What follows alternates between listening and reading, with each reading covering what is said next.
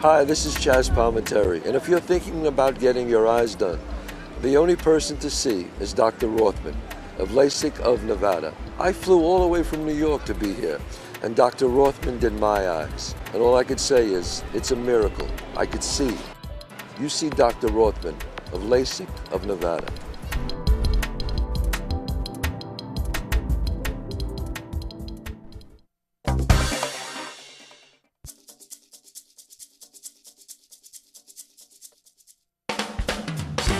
Broadcasting live from the Vegas Video Network studios, just steps from the Las Vegas Strip, it's Talktails!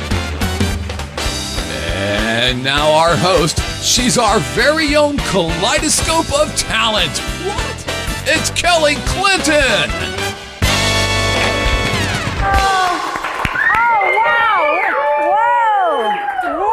Oh, my goodness, we have a huge crowd here in the audience. Welcome to Talktails on the Vegas Video Network. I am your host. My name is Kelly Clinton Holmes. Holmes. Yes, thank you very much. See, all of a sudden there's no applause. Kelly Clinton Holmes. Oh, yeah. I love it. Thank you so much. Oh, there's a good energy in this room today. There's going to be some funness. Is that a word, funness? Funness going on. We have someone who I have been a fan of for so many years. He is a legend here in Las Vegas. Our guest today is the greatest singing impressionist in the world. He's so special. He brings those characters to life like nobody. He's coming back into town to do a special show at the Smith Center. Mr. Bob Anderson is back in town.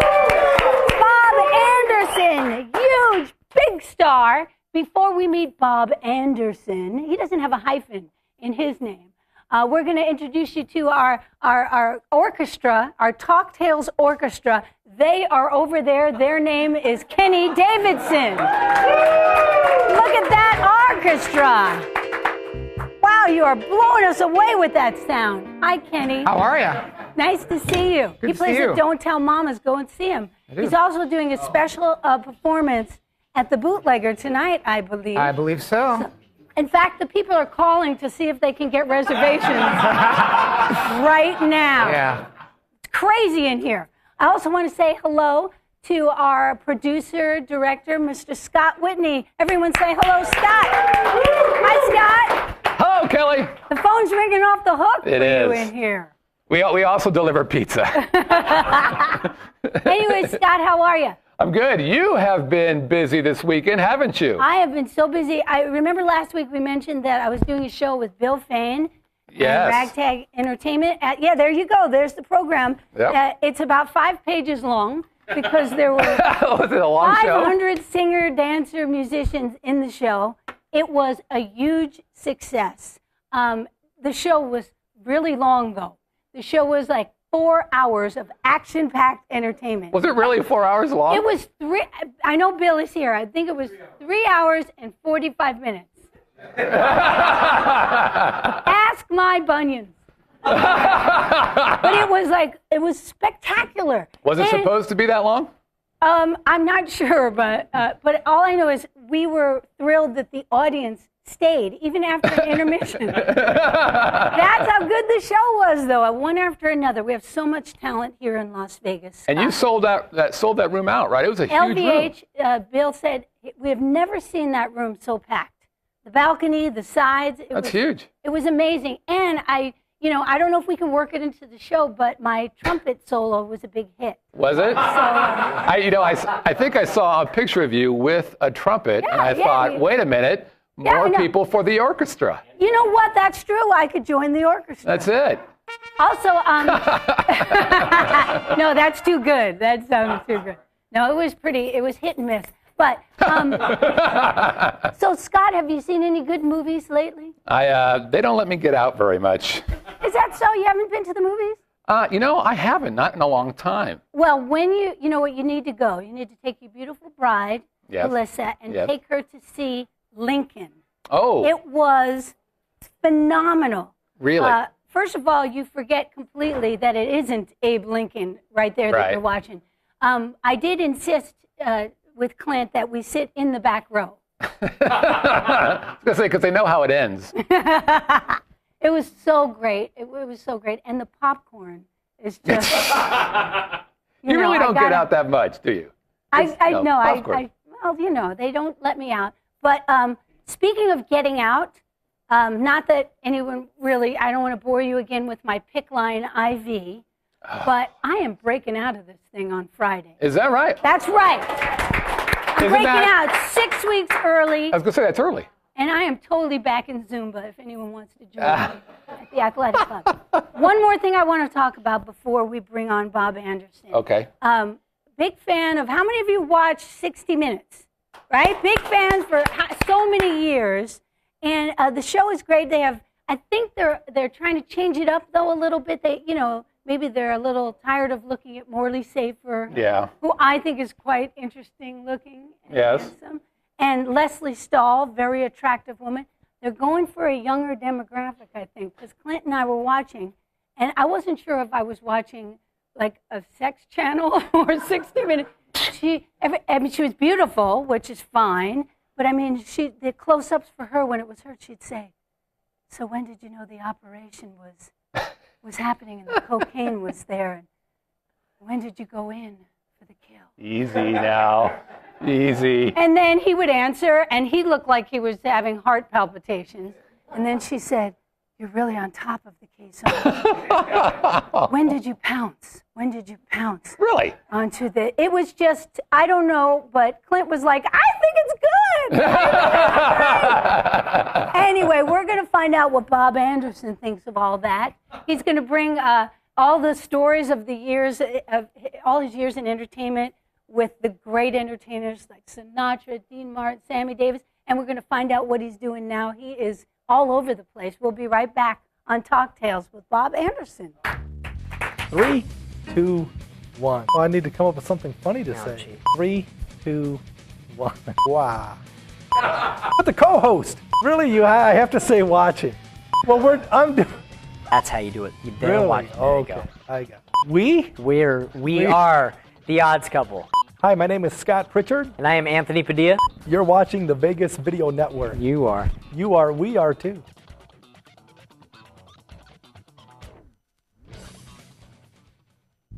Welcome back to Talktails. My name is Kelly Clinton-Holmes, and I want you to join me in welcoming a man who drove like 4 hours just to come do our show today, all the way from Palm Springs. No other reason. The greatest singing impressionist in the world, one of the greatest entertainers in the world, Mr. Bob Anderson. Oh, Kelly.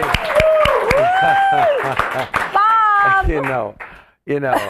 I thought you were Jay Leno when I was listening to that. What? No, I thought you were that monologue. I mean, you got it down. You think I'm doing okay? No, Coming from absolutely. you, one of Well, the I mean, greatest showmen in the world. Well, the second, but it's not really, So, Bob, you're What? coming back to Vegas. You're Yep. going to play at the Smith Center Yes. this weekend. Yes. And you've spent many years here in Las Vegas. 28. 28 years? 28 years I was here. And, Kelly, honestly, what happened is I got here, I was like the last guy to cash in on that. And the term golden age, everybody, they don't like to use it because it's golden age because, Anyway, but the last few years of the golden age of the Strip. I was like the last guy that really got in there. And, I had my room at the Dunes Hotel, which is now where the Bellagio sits. The top of the dunes. Top of the that dunes. was your place. I was there, for almost 15 years, 6 nights a week. Yeah. Everybody came to see you, all the headliners. Yeah, we would wait till 2 o'clock in the morning till the show was over, and then everybody would do the midnight show. And then we started 2 o'clock, and the first night, I can tell you this, but it doesn't mean much to people that are probably watching this, okay? What do you mean? Who was there? Because, it's like people that they don't remember. Most of them are probably gone. But anyway, when I walked into the room that night, I was only 22 years old. Wow. And I looked, and the room was the most beautiful room in the country. And you would sit there, and the stage was all glass behind me, and you would watch the marquees read them on the strip. It was there. So I walk in, and they said, "You're going to start at 2 in the morning." So I go in, the maitre d' says, "All right, go on, kid, get up there, kill him." so I'm 22, was sitting in the front. Now, this is the God's truth. I remember it vividly. Sammy Davis and Dean Martin were sitting in the front with their feet rested right there on the stage, having a drink and a smoke. And then sitting next to them was sitting with them was Shirley MacLaine and Anne Margaret. Steve Lawrence and Edie Gourmet were there. Tony Bennett was sitting with Jack Jones. Tom Jones was sitting with Paul Anka. Engelbert Humperdinck was with his wife and his daughter. The McGuire sisters were over there, and two nobodies, Jimmy Durante and Liberace, were sitting over there. Oh, them.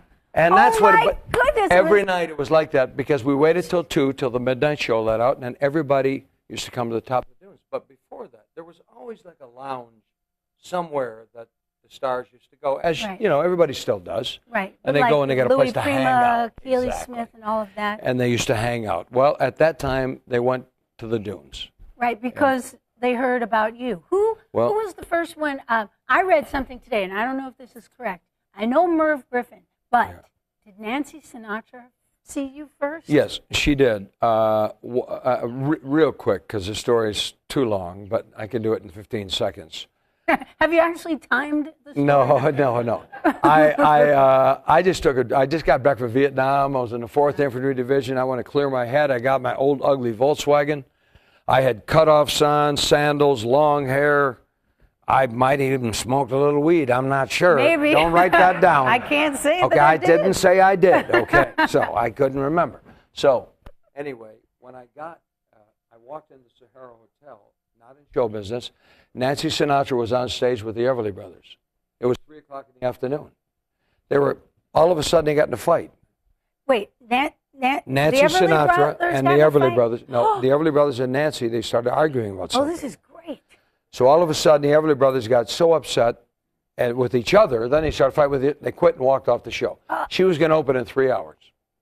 I was sitting there, unshaven, long hair, drove for 3 days, and I walked up to the stage, and I said, because they were going to change the whole show. I said, excuse me. I said, Nancy, I'm a singer, and I can do whatever you need. Well, I opened that evening in the main showroom of the Sahara Hotel, and I was 21 years old. Oh, my God. And they did it as a singer. So I stayed with her for a while, and then later on, she went her other way, and I went to the top of the dunes. Okay, this is just the beginning of the stories. We're going to have to take a short break, and we're going to have more of these unbelievable stories from Bob Anderson. You aren't going to believe what's coming up. You won't believe what's coming up. We'll be right back. No. Tell me more. Traditional media believes that after about 3 minutes, you'll tune out. Most Vegas media companies think if it doesn't jiggle, you won't tune in. At the Vegas Video Network, we think both are wrong. The Vegas Video Network is the first and only live online broadcast network that specializes in insider news and expert views about Vegas. We combine great storytelling with the ability to watch when and where you want on your computer, mobile device, or television. Discover the real Las Vegas. Visit VegasVideoNetwork.com.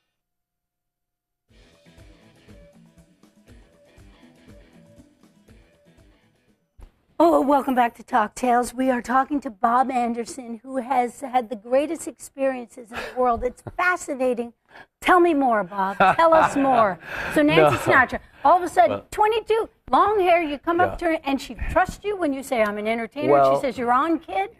That's amazing. Usually people pay for these stories. Okay, but we're not going to do that. Okay. So I got some hairspray. Okay, you got some hairspray. Groovy. All right. So anyway, where I left off, we were at the top of the dunes. And anyway, everybody would come in. The biggest night we ever had at the top of the dunes, on stage at the same time. I had an unbelievable trio that could play anything. Really? Anything. So, and that's why everybody would get up and sing. Right. Because they knew that they were covered. They were comfortable. Yeah, it was going to be comfortable. They knew any key, any song, any way you want it. So anyway, the first night when I was there, I got up. And I'm singing the song when they got Maynard. He said, go up and kill him. I had no idea who was sitting there. I didn't know why I was going out at 2 in the morning. No reason. Nancy's father, you remember him, Frank? I've heard of Frank Sinatra, yes. Well, Nancy became pregnant with her husband, who was a choreographer, and he took some time off. She said, do you want to stay in show business? I said, yeah, that'd be cool. Next thing I know, Daddy called the dunes and said, put the kid to work. I don't want to hear nothing. Put him to work. And I had a job at the top of the dunes. Oh, my God. And he called Morris Schenker. So who was a heavyweight for the Teamsters. And so I get in, and this is stuff that's... No, this is... Can you back that up and cut that out? This is the stuff. I don't know if you know this, but this right. doesn't happen to everybody. No, 1 in 5. So what, can you remember... No. Can you remember the feeling, though, Yes. of that first night with those people in the audience? It was Steve Lawrence. I get up like this. I get up. Can you follow me? All right. So I get follow? up. I know I'm locked in over here. So I get up like this here and I start to sing. She may be the face I can't forget. I'm singing or something. And all of a sudden, Steve Lawrence comes up in my first song and grabs the mic out of my hand. He says, all right, he says, sit down. You got to learn something here. Come on up here, Edie. Get up here, baby. And Steve got up and he started, come on. A room without windows, a room without doors. And he started singing. But that's the way the thing was. It wasn't my show. I was like you. Seriously. Wait a minute. What you do? No. No, I mean you like keep the thing going. Right. You're the hostess. You keep it going. I do a couple, you but MC then it. You do some stuff. Well, that's what I was doing. If one night on the stage, we had Tony Bennett, Johnny Mathis, Tom Jones, Steve Rossi of Alan Rossi, and myself, and everybody was trying to do an impression of Ed Sullivan. And then all of a sudden, John Biner walked in. Oh my goodness. And John came up there and got on the stage and, all right, and did it. And then it was good. So that's what it was. I would be in the middle of singing a song and Don Rickles would come up without saying, like he walked in the room and nothing, like I wasn't even there. And he would just walk right up to the stage, take the mic right out of my hands, and just start talking. Oh, that's in the middle of the song. So great. And that's the way the room was every night. And Jerry Lewis. How exciting. Or anybody would do it. Did they film any of this? No, they didn't. They didn't. Well, they didn't have cameras then. They didn't. So you are also very famous for a lot of those people you just mentioned. For doing impressions. That's what I do. And you've done them with the people. Like I've seen you do this with Tony Bennett. Or maybe Sammy. But I'm gonna tell you, the thing. I started doing impressions. And it was at Merv Griffin's house one night. I went to a party at his house, and there was everybody in Hollywood was there. It was his 50th birthday party. And I had already done a couple of his shows, and he said to me, Bob, we can't keep having you back on the show. You've either got to get a hit record or be in the movies or something. So, because I was just coming on as a show, Nancy brought me on, and Paul Anka brought me on. So anyway, one night at his house, he started playing the piano, and I just got up, and I started singing the songs like he's playing, If Ever I Would Leave You. And I went into Robert Goulet, And then, and then he starts playing Chances Are, and I started doing this stuff. And he said, we found your act. You're going to be the singing impressionist. So Merv Griffin, I stayed there with he and Bort Lindsay, his conductor, all night. He wrote my whole act for me. Wow. Merv did. And took me, the next week he took me back to Caesar's Palace. You remember when all the television shows used to, they were here. Mike Douglas, Dinah Shore, Merv Griffin, Carson never did, but all those talk shows, they always came to Vegas for about 8 weeks a year. Yes. Well, Merv came back to Caesars and he introduced me as a singing impressionist. Next, all those great singers are wrapped up in this next young man. So you're saying, okay, when you were talking about the when you first met Nancy and you were singing straight. Yeah, I wasn't. You were because you were such a great singer. Well, and we love to hear you singing as yourself. Thank but you. I didn't realize that you weren't doing those impersonations. No, I never did impressions in my life until I went to goodness. Merv Griffin's house and I just stumbled on them. Now, I was subconsciously doing them, as all of us do. When you're driving in the car and your favorite singer comes on, you try to sing that song as closely as you can to the singer that's singing them. Well, if Sinatra came on, I would, come fly with me, let's fly, and I'd try to sing it like him. Or if Sammy came on and he would say, once in a lifetime, I would do that too. And if Dean come on, it was only a paper moon. That's why I didn't sing that one. Neither did Dean sing that one, but that's what I'd do. And then Tony Bennett would come on and I would sing, whatever. Who can I turn to? Wow. Well, nobody needs me. Nobody. You're so amazing. Nobody needs me. And then, of course, you know, then of course, you know, then I became friends with Tom Jones. And that was the whole thing there. You know, he used to come up all the time. Every night, he was in town, he was at the top of the dunes. And he would get up and we would do songs. And he said, you know, we just like to sing. And as a matter of fact, your husband, yes, Clint, and I and Tom have done things together in town many times. Done things together. Well, sung together. Oh, okay. I'm just saying, you know. No, it's that kind of show. But it's that kind of thing where you get. That's right. Normally, I don't go for these kind of shows, but these you know. kind of shows. So you're up all through the night with them, is what I heard. Singing with a piano player, singing. And we would drink, and I'm going to tell you what. Tom Jones they'd come in and they'd say, it's Tom Jones. He'd say, no. So he would never sing, ever, one of his hit records on stage. Well, in a bar. We'd go in a bar. Never hit it, never sing. He would always sing like, he wanted to sing Gershwin. Oh, really? Oh, honest. Tom Jones would never sing any of his hit records. He said, you have to pay for that. When I'm here, he would sing, the falling leaves. You know, no, not quite. The falling leaves drift by the window, the autumn leaves of red and gold. So that's what he would do. And yeah, because they're out, they sing those songs all the time. But when they're out, they want to just, like sometimes you've been to the bootlegger and sat in with us. I know. And sing what you just feel like singing instead of what you do in your act all the time. I do. But let me tell you what I'm going to do here because I just want to just tell you this.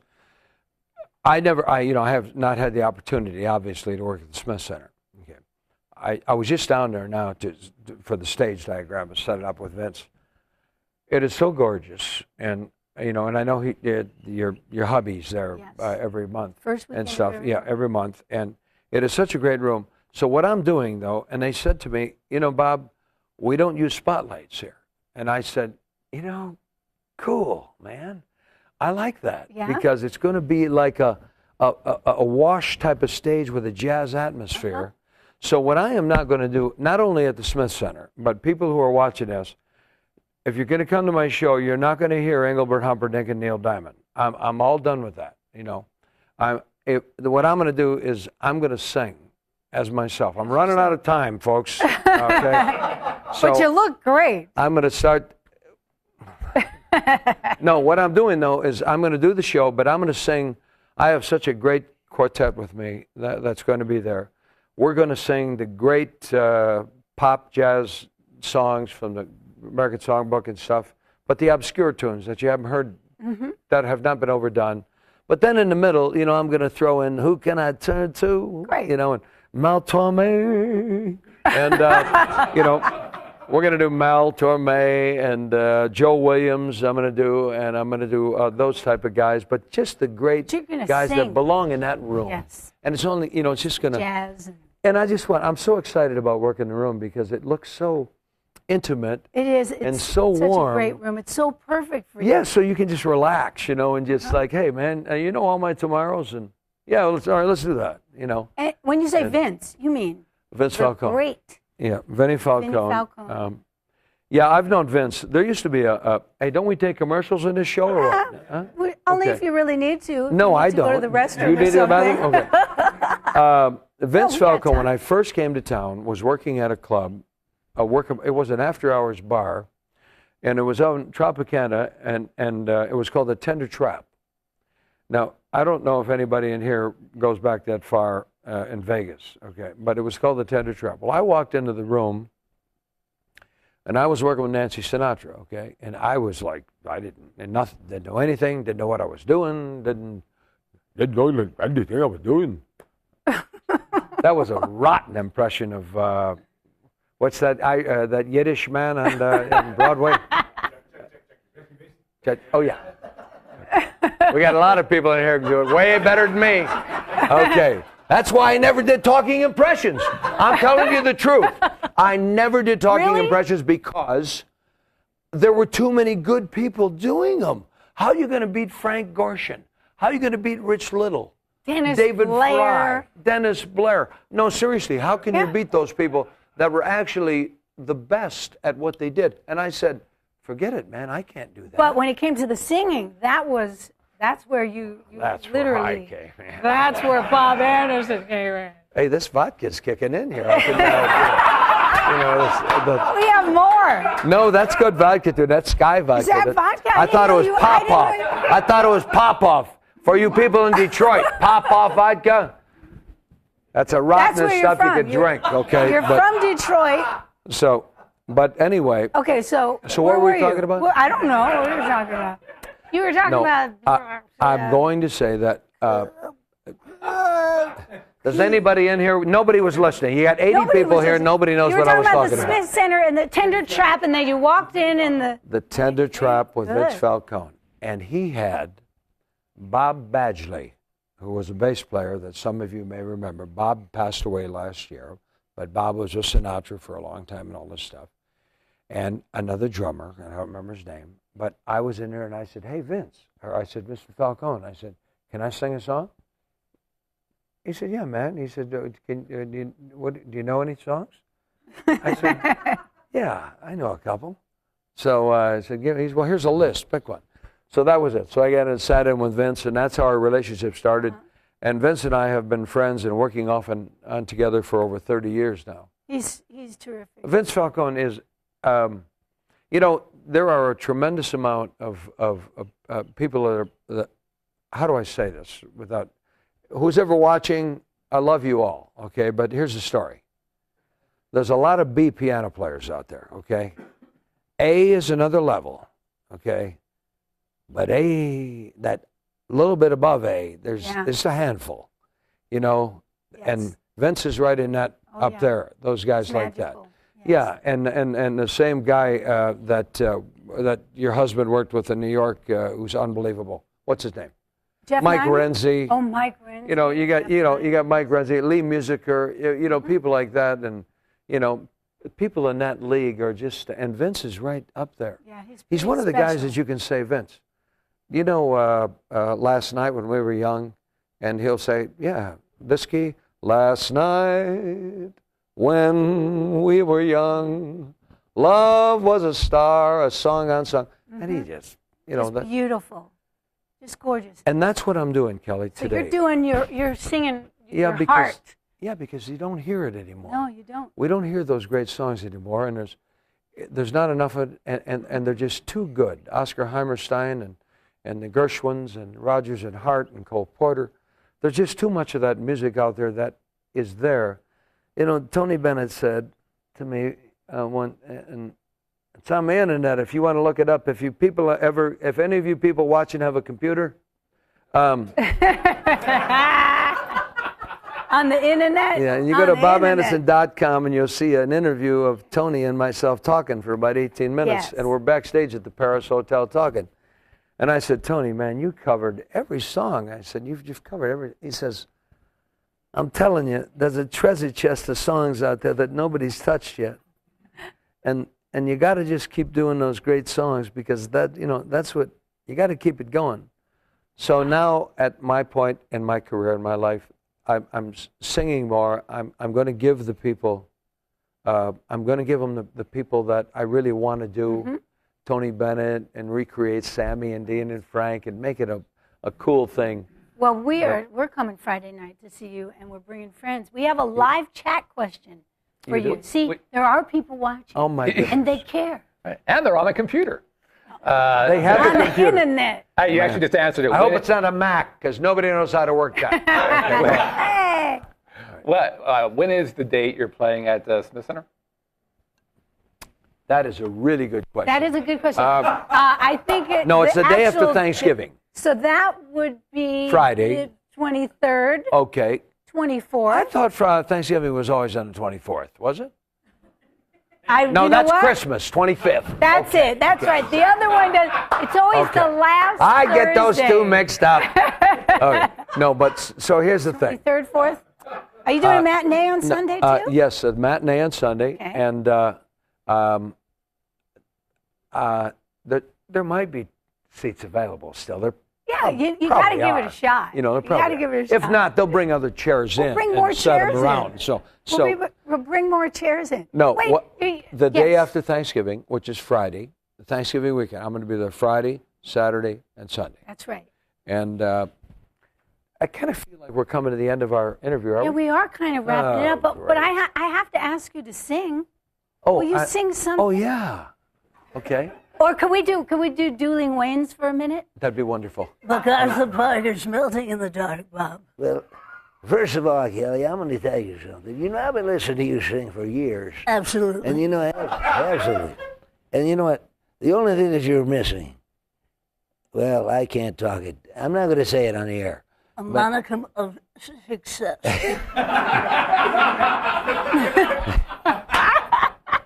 You do Wayne Newton way better than I do. don't. Yes, you do. You're Wayne Newton. Her Wayne Newton, folks, is the best in the world. You keep that up, we'll be here at least another 20 minutes. Let's hear some music. What do we gotta Will you do? sing for Oh, what us? am I? Oh, I'm going to sing. Sing a little. Oh, no, sit. Oh, sit. down. All right, fine. I didn't mean That's to say fine sit, with me. sit. All of me. Are you with me? Yeah, you got a good monitor here. Why not take all of me? See, these are impressions. Can't you see? I'm just a mess without you. Dean, let me get in here. Take my arms. You can keep it in tempo, buddy. I'll keep going. I wanna lose them and get a hold of these lips. I'll never use them. All right. Now you're swinging. Your goodbye. Tony Bennett left me with eyes that cry. Imagine it. How can I ever make it without you? Now you took the part, Tom Jones would say, you took the part that used to be my heart.